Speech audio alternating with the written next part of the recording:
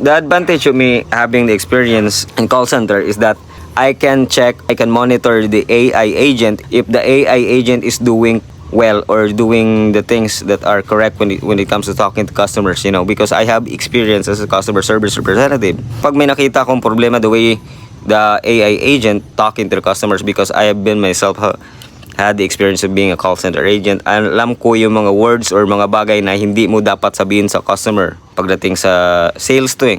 You're talking to the customer because you want to sell something, the product or service.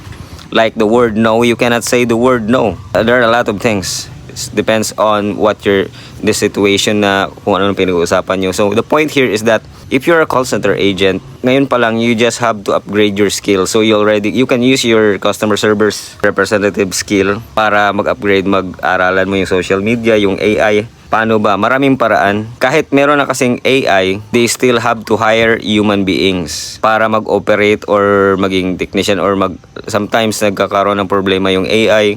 Kaya kailangan pa rin ng manual na gagawin sa AI. Mag-turn on, mag-off, mag-edit or, makina yan eh. Kailangan ng mekaniko.